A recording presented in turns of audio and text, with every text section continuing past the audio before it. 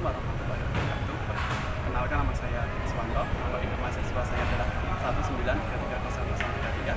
Saya mahasiswa TI UJB dan rekan saya. Perkenalkan, nama saya Nurman Tias, NIM saya 1933004. Saya adalah mahasiswa Teknik Informatika Universitas Jenderal Yogyakarta. Nama saya Tias Wilanggoro, NIM 1933055. Saya mahasiswa TI UJB. Kami dari kelompok 2 akan mempresentasikan tugas proyek dengan judul UKM Kerajinan Keranjang dari Gedebok Pisang di Dusun Jumblangan 14 Banjarsari, Saminggaloh, Kulon Progo. Untuk memenuhi tugas mata kuliah metode numerik yang diampu oleh dosen Ibu Yumarlin, MZ, Eskom, MPD, Enkom. Latar belakang. Pohon pisang merupakan jenis tanaman yang hampir semua bagiannya bisa dimanfaatkan.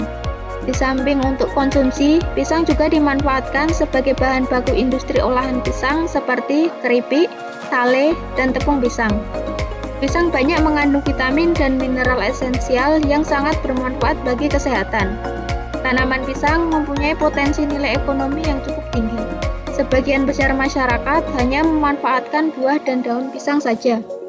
Setelah pohon tidak berbuah lagi, pohon pisang atau gedebok pisang cenderung tidak dimanfaatkan. Gedebok pisang yang telah mengering dibuang begitu saja dan dianggap sebagai sampah. Hal ini bisa menimbulkan dampak pencemaran karena akan semakin banyak limbah lingkungan hidup. Limbah tak selamanya menjadi bahan yang tidak berguna. Di tangan orang yang kreatif, limbah gedebok pisang bisa menjadi lahan bisnis yang potensial. Gedebok pisang bisa dijadikan sebagai bahan kerajinan yang unik, menarik, dan mempunyai nilai jual yang tinggi. Gedebok pisang yang sudah kering akan mempunyai ketahanan yang lebih kuat dibanding gedebok pisang yang belum kering. Produk-produk yang terbuat dari gedebok pisang memiliki nilai estetik karena serat yang dihasilkan sangat alami. Bahan produk yang sudah ada di pasaran berbahan gedebok pisang seperti keranjang fungsional, tas, baju, kotak tisu, dekorasi rumah, dan lain sebagainya. Kebanyakan produk yang ada di pasaran menggunakan serat gedebok pisang yang dipilih menyerupai tali atau dibuat dengan teknik anyaman, teknik rajut, dan teknik tenun.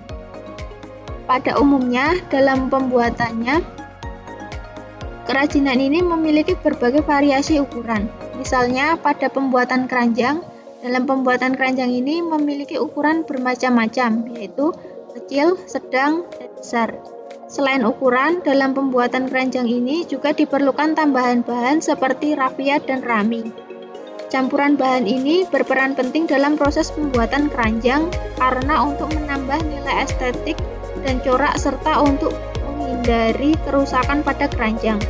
Misalnya, tali rafia digunakan sebagai alas keranjang agar keranjang kuat, kokoh, dan tidak dimakan rayap. Dalam ekonomi, untuk menentukan jumlah produksi untuk masalah seperti ini ditangani dengan suatu model matematika, yaitu model eliminasi dengan metode Gauss-Jordan. Metode Gauss-Jordan memodelkan pencarian solusi jumlah yang harus diproduksi oleh industri dalam bentuk sistem persamaan linier. Metode Gauss-Jordan dikenal sebagai metode penyelesaian sistem persamaan linier bersifat langsung atau direct method yang cukup efisien. Dekomposisi LU adalah cara penyelesaian sistem persamaan linier dengan terlebih dahulu memfaktorkan matriks sistem persamaan linier menjadi dua matriks. Matriks pertama adalah matriks segitiga bawah dengan diagonal semua bernilai 1.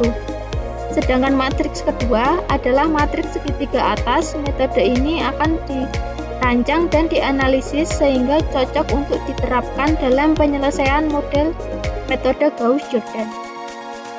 Pada proses produksi, langkah-langkah pembuatannya adalah sebagai berikut. Yang pertama adalah mengecek rangka kayu, karena ada kemungkinan bekas paku dalam rangkaian masih ada, sehingga dapat melukai tangan, dan juga mengecek paku pengait ada yang miring atau tidak, dan kuat atau tidak agar saat dipasang senar tidak lepas senarnya. Yang kedua, menyiapkan beberapa helai potongan senar yang besar dan yang kecil sesuai dengan kebutuhan. Untuk yang ketiga, menyiapkan bahan tampar sebagai gedebok atau rafia jika menggunakan campuran. Yang keempat, memasang senar ke dalam rangkaian sebagai dasar untuk anyaman. Untuk bentuk keranjang bulat atau kotak dimulai awalnya anyam bagian bawah dengan dasar bulat memutar. Yang kelima, untuk bentuk persegi bisa langsung dianyam dengan fitrit. Untuk selanjutnya, proses anyaman bulat harus menganyam pada putaran dan semakin lama akan menaik berbentuk tabung. Yang kedelapan, selanjutnya adalah menguji anyaman jika sudah sesuai dengan garis ukur. Kemudian setelah selesai dianyam, langkahnya adalah memotong senar dan melepaskan debok yang sudah dianyam dari kerangka. Yang selanjutnya, lakukan lagi pengujian agar tidak lepas saat diangkat. Untuk yang terakhir adalah proses finishing dengan pengguntingan sisa anyaman dan pembersihan barang, kemudian dilakukan penjemuran agar tidak berjamur.